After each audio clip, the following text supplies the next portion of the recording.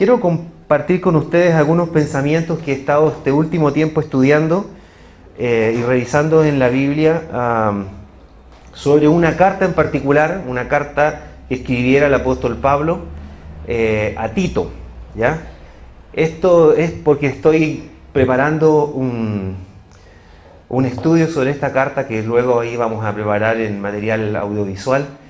Así es que en este afán, en este trabajo de irlo estudiando, he ido aprendiendo tantas cosas que creo que son tan atingentes a lo que nosotros estamos viviendo, a lo que nosotros somos como iglesia, y yo veo la conexión. Dios está preparando cosas para mi propia vida, sin ninguna duda, y también para la iglesia, y quiero compartir con ustedes algunas conclusiones que yo saco al leer esta carta. Es una carta muy cortita, tiene solo 3 capítulos, por lo tanto la puedes leer de una sola vez en 15-20 minutos en la mañana, un día la lees completa y te puedes formar una idea de qué el apóstol Pablo está hablando ahí.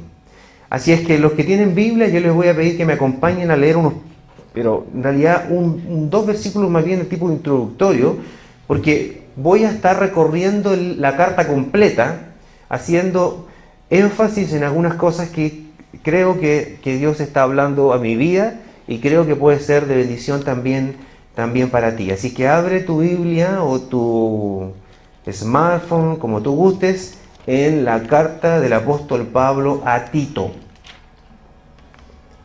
A Tito. ¿Dónde estás, Tito? Aquí estás, Tito. Muy bien. Muy bien, a ver cómo me las arreglo aquí con tanta cosa. Pensé que hoy día iba a tener el inalámbrico, pero no las vamos a arreglar.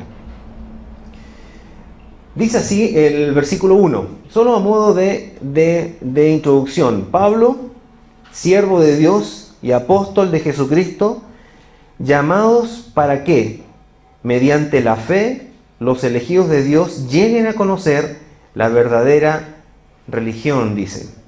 Nuestra esperanza es en la vida eterna, la cual Dios, que no miente, ya había prometido antes de la creación. Versículo 5. Te dejé en Creta para que pusieras en orden lo que quedaba por hacer y en cada pueblo nombraras ancianos de la iglesia, de acuerdo con las instrucciones que te di. Vuelvo a repetir. Te dejé en Creta para que pusieras en orden lo que quedaba por hacer, y en cada pueblo nombraras ancianos de la iglesia, de acuerdo con las instrucciones que te di. Muy bien. ¿De qué se trata esta carta? Voy a hacer un repaso general de algunas cosas que nos van a permitir entenderla en su conjunto, y voy a ir en algunas porciones sacando algunas lecciones que me parecen relevantes, que hoy día creo de todo corazón que Dios quiere traer para nosotros.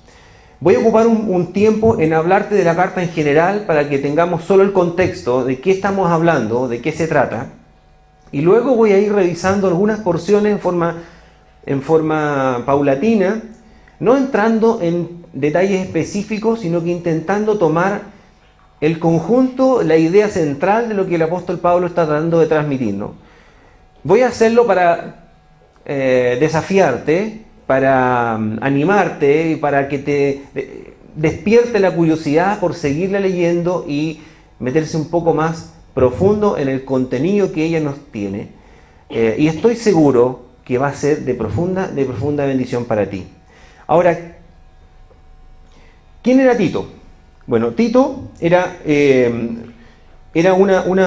un discípulo, o más bien un colaborador de Pablo. Era griego. Y se entiende que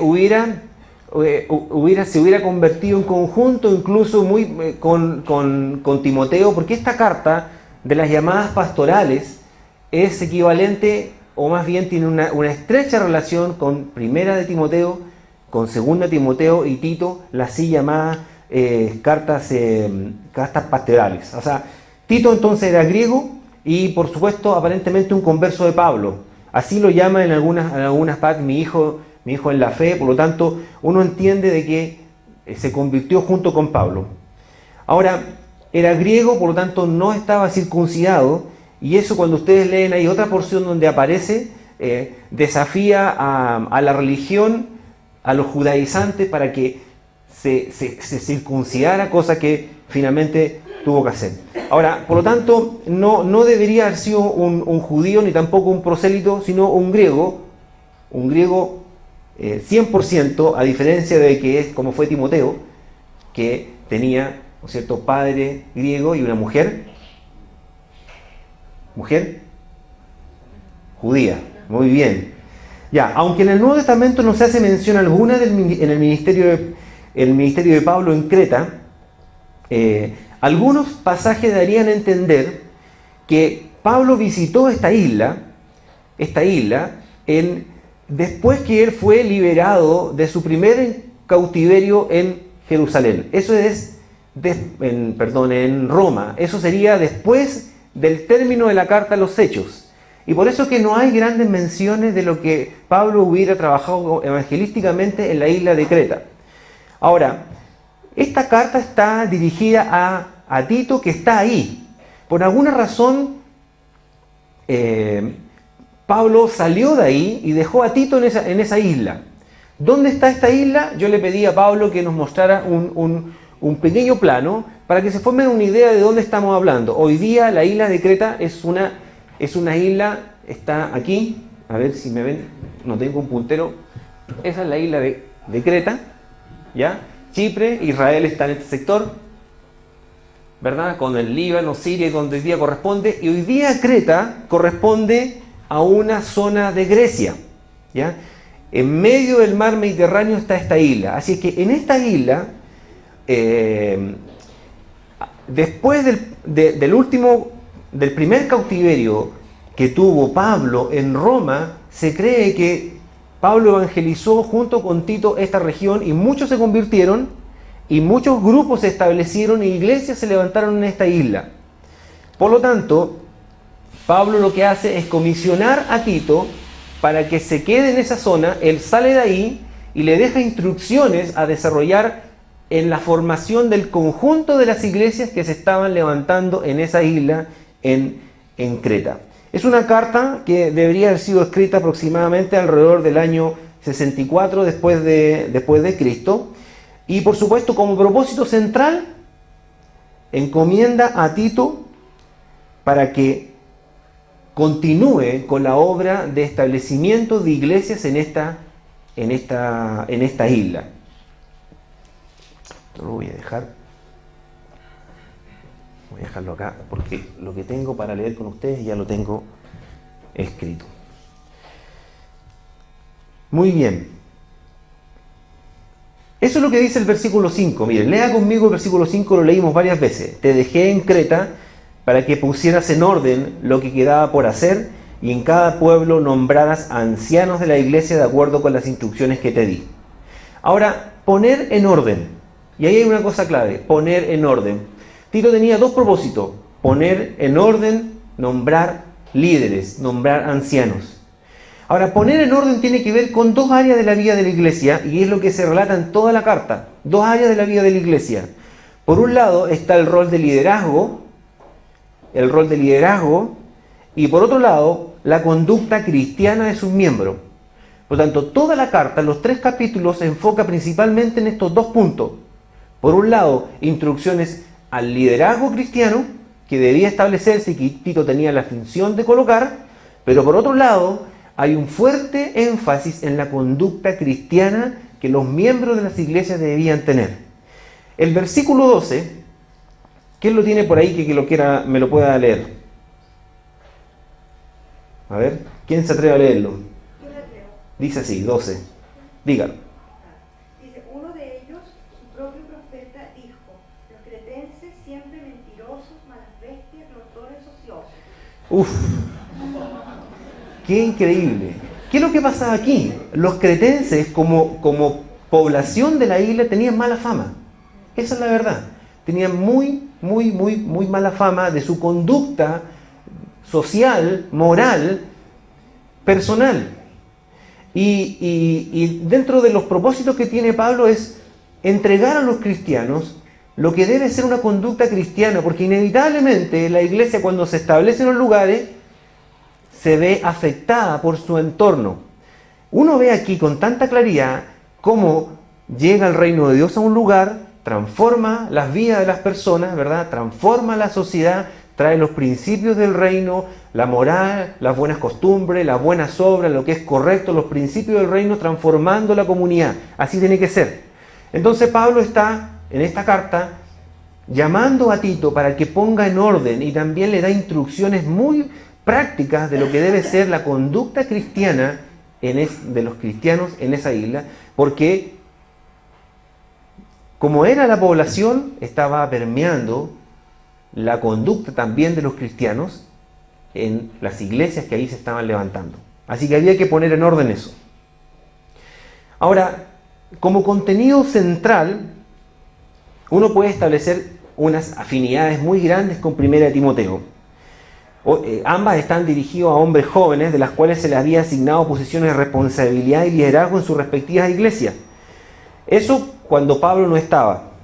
Ambos se ocupaban de las calificaciones de aquellos que habían de dirigir y enseñar a la iglesia. Ustedes recuerdan, en Timoteo también se habla de los requisitos que los que ocupan posiciones de liderazgo deberían de tener. Y aquí Pablo a Tito le da instrucciones también, muy similares, con pequeñas diferencias, pero prácticamente son las mismas. Así que, como contenido general, Tito debe ordenar ancianos en cada ciudad y debe transmitir lo que es una adecuada y sana conducta cristiana, los principios del reino de Dios a la vida práctica de quienes forman parte de las iglesias. Ahora, les voy a dar un bosquejo general de la carta para que sea más fácil para ustedes leerlo. Los primeros 5 versículos son exclusivamente una introducción. Pablo saluda, establece su oficio, su esperanza, establece su función. Versículo 4 saluda, y esto se repite siempre en todas las cartas de Pablo, saluda. Y el versículo 5 le da la tarea y la misión a Tito, lo encomienda, establecer ancianos, poner las cosas en orden. Ahora, del versículo 6 al 9 del mismo capítulo 1, habla del liderazgo y establece las cualidades del liderazgo que tienen que tener, las características que lo deben distinguir. Y del versículo 10, por lo menos hasta el 16, enfrenta un problema particular que los cristianos ahí estaban enfrentando. Es la presencia de falsos maestros que estaban enseñando distorsión de la sana doctrina, de la sana enseñanza que Pablo había transmitido y que está, por supuesto, hoy día para nosotros en las Escrituras, en la Biblia. Es decir, habían falsos maestros, falsos enseñadores que pretendían distorsionar la verdad del reino de Dios en las iglesias que se estaban estableciendo, y por lo tanto durante estos versículos Pablo da instrucciones al liderazgo para que sepa qué hacer con ellos. Saltamos al capítulo 2, y en el capítulo 2 de frentón entra a hablarles de la conducta cristiana que deben tener los quienes son cristianos y forman parte de las iglesias cristianas. Por tanto, por lo menos del versículo 1 al 15, prácticamente, digamos, todo el capítulo 15, todo el capítulo 2, los 15 versículos, es instrucciones prácticas de la vida cristiana. Y si hubiera que ponerle un apellido, uno pudiera decir entre ellos, es decir, en el núcleo interno de la iglesia, en el núcleo interno de la iglesia, ¿cómo debe ser la conducta cristiana?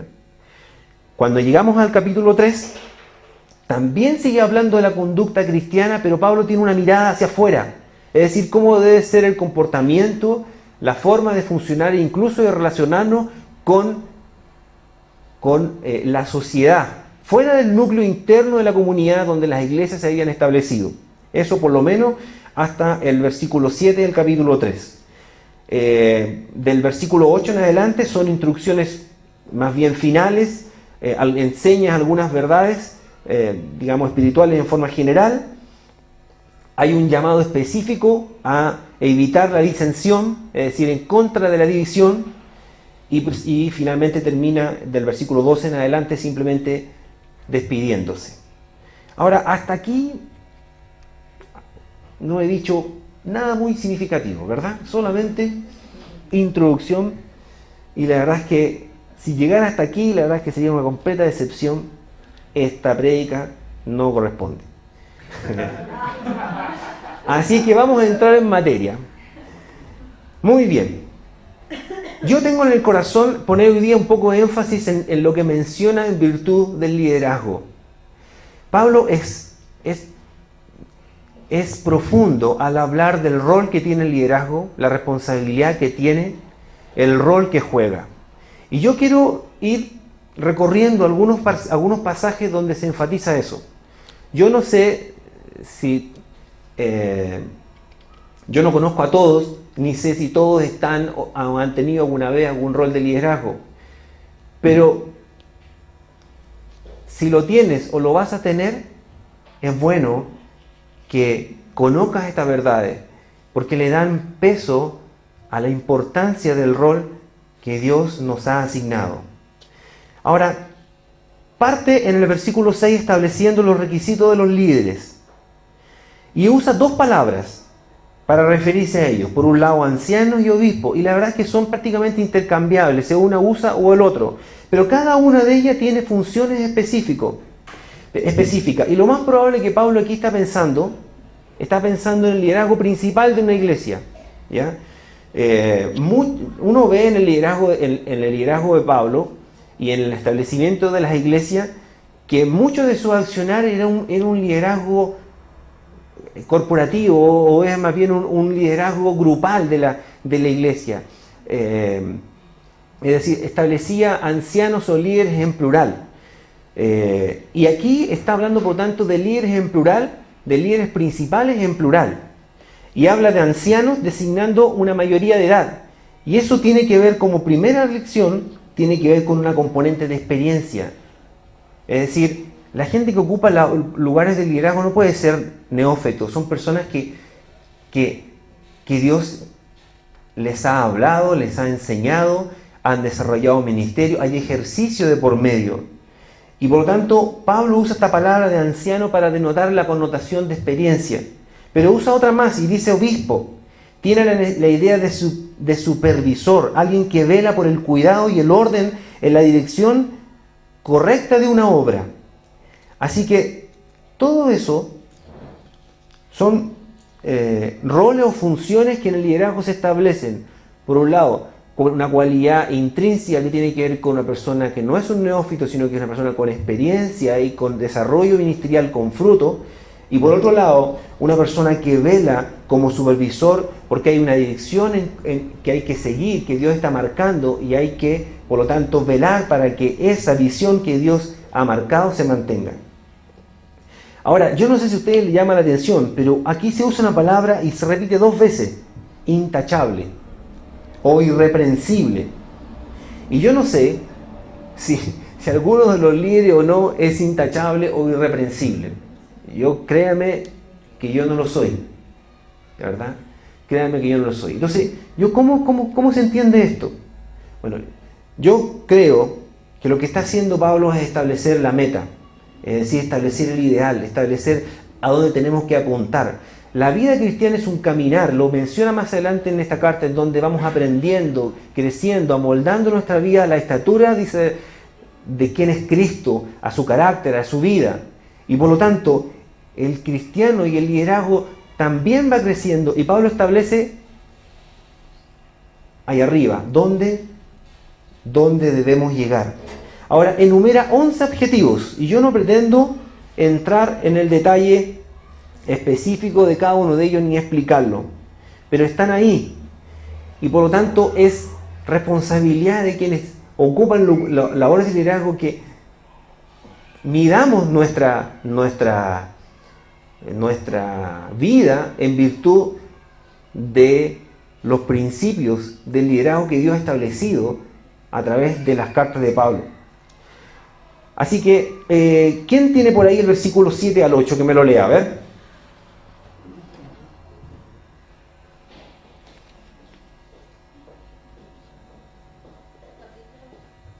Del 1.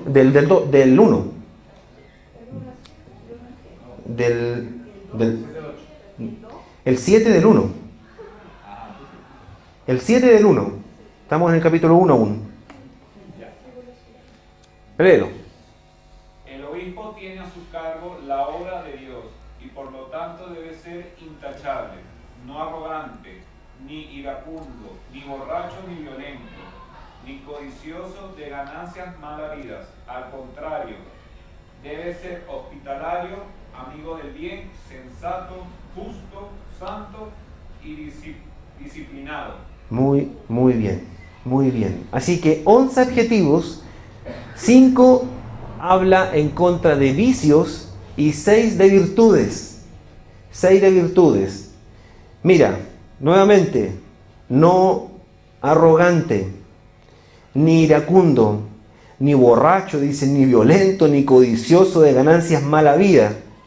Después, al contrario, debe ser hospitalario, amigo del bien, sensato, justo, santo y disciplinado. Por supuesto, todo el liderazgo aquí tiene todas estas características y de sobra. Yo no tengo la menor duda, ¿verdad?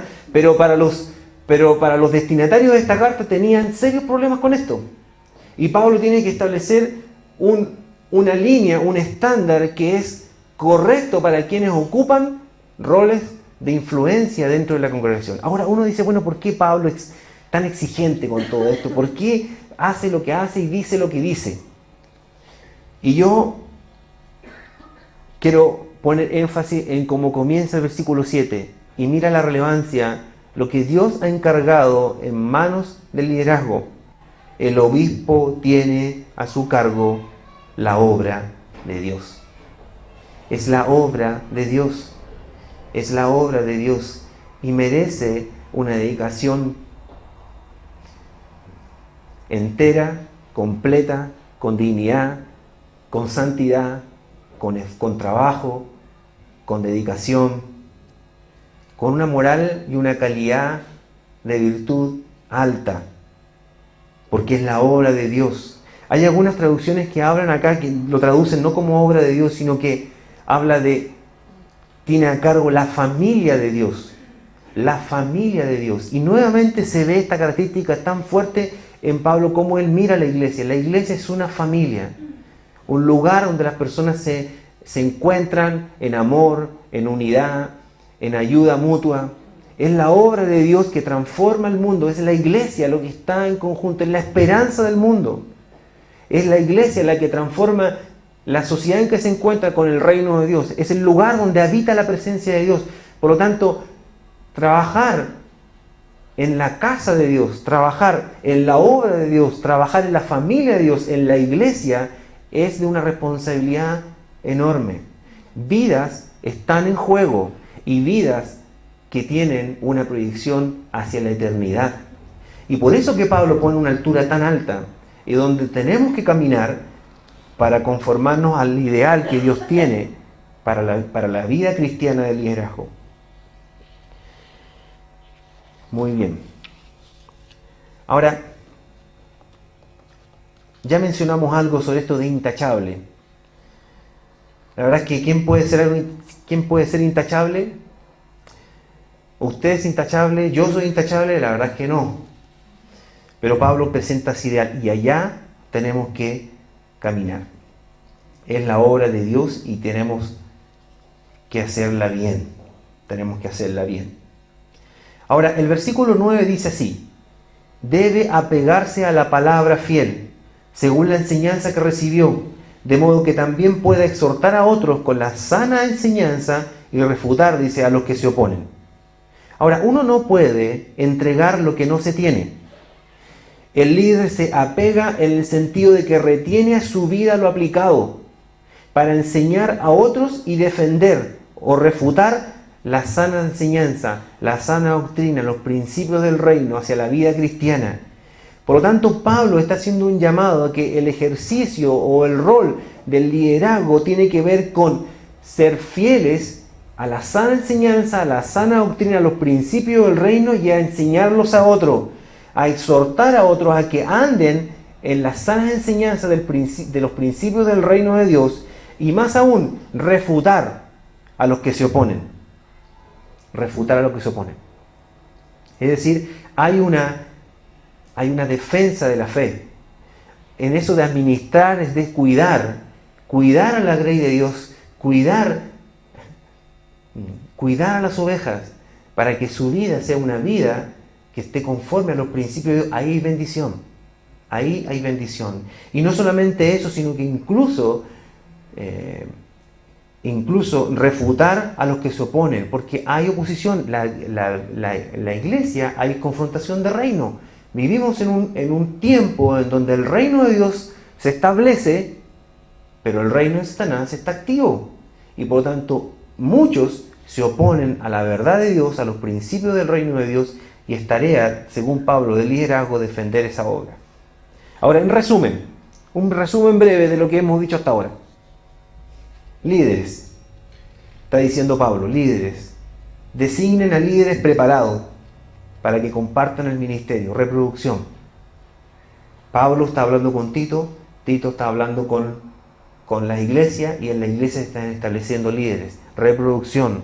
Designen a líderes preparados para que compartan el ministerio con ustedes. Y además, estén seguros que cada uno de ellos practican la verdad y son capaces de comunicarla eficientemente. Que practican la verdad y son capaces de comunicarla eficientemente. Muy bien. Es una tarea grande, ¿verdad? Pero es una tarea hermosa. Ahora, los versículos del 10 al 16 enfrenta lo que les hablaba del caso de los falsos maestros, donde el versículo 10 los define como rebeldes, charlatanes y engañadores. ¿Por qué eso ocurre? Eso ocurre para Pablo en las iglesias. Te vas a encontrar, si no ahora o después, o te vas a encontrar con rebeldes, charlatanes y engañadores. Y quise poner especial atención en una palabra que la Reina Valera 1960, si tú la tienes ahí, dice habladores de vanidad. Charlatanes lo traduce la NBI. Y tiene que ver con el hablar que carece de razón y de valor, y que evidencia un indisciplinado estilo de vida. Es lo completamente opuesto a lo que Pablo establece en otro lado como hablar movido por el Espíritu Santo. Así que nos vamos a encontrar con situaciones así. ¿Y qué es lo que está diciendo Pablo? ¿Qué es lo que recomienda? ¿Qué es lo que habla? Bueno, el líder no puede quedar impávido ante estas amenazas. Debe, como dice el versículo 11, tapar la boca, porque están arruinando familias enteras. Esto es grave, esto es profundamente grave. Esto es lo que ocurría ahí en las iglesias de Creta. Era tal el impacto de la falsa doctrina, de la falsa enseñanza, de violar los principios del reino de Dios, que estaban las familias siendo afectadas. Familias siendo arruinadas. Y se indigna a Pablo y comisiona a Tito para que ponga en orden las cosas. Indigna a Pablo. ¿Por qué indignará tanto a Pablo que las familias enteras se vean arruinadas? Bueno, en sí la familia es el núcleo en el cual las personas son formadas.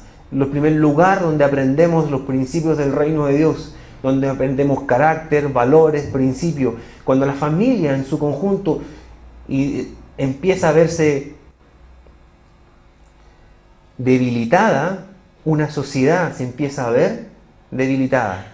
Y finalmente, el reino de Dios no llega, no se establece en ese lugar. Y lo otro que creo que Pablo le indigna mucho esto, es porque de alguna forma él sigue pensando en la iglesia como una familia. Por lo tanto, destruir la familia es destruir a la iglesia. Y por lo tanto Pablo está exhortando al liderazgo y a la iglesia en su conjunto a que deben tener cuidados en tapar la boca. Es un lenguaje fuerte, es un lenguaje que enfrenta, que toma acción. Es necesario tapar la boca porque están arruinando familias enteras. Si yo pudiera hacer un resumen de estos versículos en donde habla de estos falsos maestros y lo que está ocurriendo, yo diría lo siguiente: líderes, silencien al rebelde, pongan atención, identifiquen y amonesten enérgicamente a aquellos que solo saben hablar y buscan engañar a otros. Prevengan la ruina de hogares e iglesias, no permitiéndoles enseñar falsas doctrinas. Aquí hay enseñanza práctica en el cuidado de lo que debe ser la comunidad. La iglesia es importante para Dios, es importante para Pablo. Y por lo tanto, tenemos que defenderla y cuidarla de aquellos que pretenden destruir el núcleo fundamental como es la familia y las iglesias. Ahora, el capítulo 2, en contraste con lo que hacen estos falsos maestros, le pide a Tito algo. ¿Qué tiene el versículo 1 del capítulo 2? A ver, mi palo blanco ahí. Léalo. En contraste con los falsos maestros, ¿qué dice el versículo 1 del capítulo 2? Lo que se debe enseñar. Tú, en cambio, predica lo que va de acuerdo con la sana doctrina. Tú, en cambio. Ha ocurrido todo lo demás. Esto está presente. Es verdad. Enfréntalo, tapa la boca. Pero tú enseña la sana doctrina, la sana enseñanza. Ahora, cuando uno habla de esto, suena como algo teológico, como algo difícil de entender, pero sabe, para Pablo es tremendamente práctico, porque a continuación empieza a dar indicaciones muy prácticas de la conducta cristiana, y a grupos de personas les empieza a enseñar los principios del reino de Dios. Habla de los ancianos, y esta vez se refiere a personas mayores. Los ancianos, habla de las ancianas, sigue leyendo en el capítulo 2, habla de las ancianas, también se refiere a personas mayores, de edad avanzada, habla de jóvenes y habla de siervos, o se traduce como esclavos. Claro, era otro contexto social. Hoy día eso lo podemos contextualizar en lo que es una persona que trabaja, que tiene un patrón, por así decirlo, una persona que está con una obligación de cumplir también en su trabajo y de cumplir como corresponde a las obligaciones que se les ha dado. Ahora, aquí en esta porción, por lo menos hasta el versículo 15 de este capítulo, hay unos versículos clave. Dice el versículo 7 y 8: con tus buenas obras, dales tú mismo el ejemplo en todo. Y yo aquí me quiero detener en esto. Todas las cosas prácticas tú las puedes leer. Pero aquí hay una cosa clave. Pablo le está diciendo a Tito: dales tú mismo el ejemplo en todo. Cuando enseñes, hazlo con integridad y seriedad, y con un mensaje sano e intachable. Así se avergonzará cualquiera que se oponga, pues no podrá decir nada malo de vosotros. Es decir, que cuando transmitimos los principios del reino de Dios, no solamente es palabra muerta, sino que hay experiencia de vida. Experiencia de vida. Hay un ejemplo detrás. Cuando se enseña, se hace con integridad y se hace con seriedad. Porque detrás hay un respaldo de una persona que no solo lo dice, sino que lo vive. Que lo vive. Eso es lo que está diciendo Pablo a Tito. Tito, enseña estas verdades, pero no solamente enséñelas, vívelas tú mismo. Vívelas tú mismo. ¿Por qué? Porque aquí hay una fuente de autoridad. Es el testimonio de vida. Y el versículo 15 complementa esta verdad, ya cerrando el capítulo. Esto es lo que debes enseñar. Exhorta y reprende con toda autoridad, y que nadie te menosprecie. Así es que la base de la enseñanza de verdad es un testimonio de vida que hay detrás. Ahora, hay un pasaje que muy lindo, que yo quiero que lea conmigo en su Biblia, que está del versículo 11 al 14. Porque Pablo siempre tiene una costumbre cuando escribe. No solamente enseña lo práctico, sino que te da el trasfondo sobre el cual se cimenta cualquier enseñanza práctica en la vida. Uno podría decirlo, son enseñanzas teológicas de base, fundamentales de la vida cristiana. Y aquí, del versículo 11 al 14, se establece algo extraordinario, por lo cual la vida cristiana se puede vivir como él la ha descrito. En verdad, dice, lea conmigo, yo voy a leer la NBI, si lo puede cambiar ahí en su versión, en los smartphones, súper bien. Dice, en verdad, Dios ha manifestado a toda la humanidad su gracia, la cual trae salvación, y nos enseña a rechazar la impiedad y las pasiones mundanas, dice. Así podremos vivir en este mundo con justicia, con piedad y dominio propio, mientras aguardamos la bendita esperanza, es decir, la gloriosa venida de nuestro gran Dios y Salvador Jesucristo. Él se entregó por nosotros para rescatarnos de toda maldad y purificar para sí un pueblo elegido, dedicado a hacer el bien. ¿Cuál es el fondo? ¿Cuál es el principio? ¿Por qué es posible vivir una vida cristiana conforme a los principios del reino de Dios? Por la gracia de Dios. Por la gracia de Dios. Es decir, la gracia de Dios no solo fue la que se manifestó para que tú encontraras perdón y salvación un día determinado. No es solo la que te dio vida eterna y te aseguró la entrada a la presencia de Dios y disfrutar de la vida cristiana. La gracia de Dios es la que te enseña a caminar en la vida cristiana. Porque no es sencillo. Hay un continuo proceso de cambio, renovación, de aprender, de dejar unas cosas, de tomar otras. Y eso está sujeto una y otra vez, muchas veces, a errores y caídas. Pero es la gracia de Dios la que nos enseña, es la que nos sostiene y nos anima a seguir adelante cuando cometemos errores y faltas y continuamos adelante. Yo recordé, estudiando esto, recordé un himno que cantábamos por años, no se los voy a cantar porque ya casi no me acuerdo la música, pero que habla de este tema de la gracia y me acordé de su última estrofa. Y mira lo que cantaba, dice así: la gracia enseñó mis pies a caminar en justas sendas de mi Dios al celestial hogar. Eso es. Pablo está diciendo, si es posible vivir la vida cristiana y aplicar los principios de Dios a tu vida y a mi vida, es porque la gracia de Dios está sobre nosotros.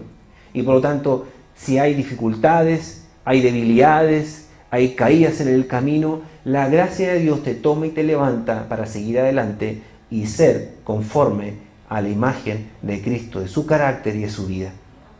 Así es que esta es una verdad fundamental en la vida de todo cristiano. Quiero hacer un resumen del capítulo 2.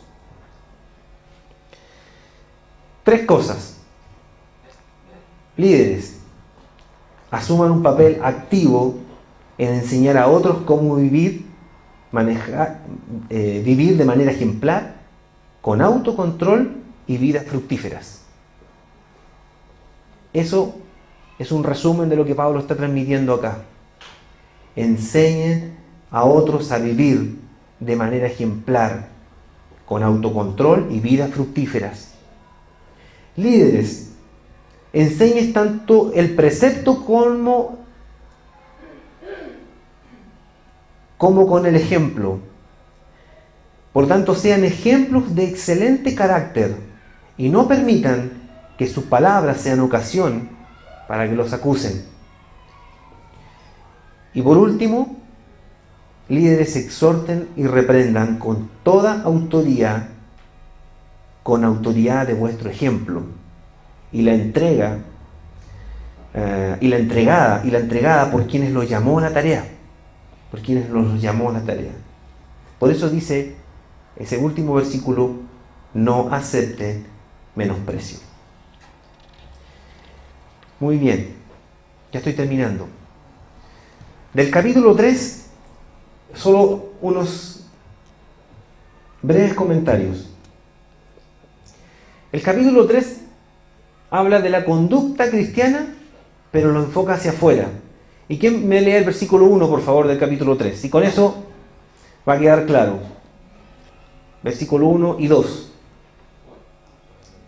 Capítulo 3.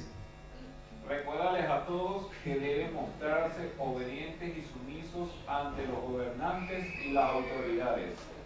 Siempre deben estar dispuestos a hacer lo bueno, a no hablar mal de nadie, sino a buscar la paz y ser respetuosos. demostrando plena humildad en su trato con todo el mundo. Muy bien. ¿Dónde está el énfasis ahí? Hacia afuera. Hacia afuera.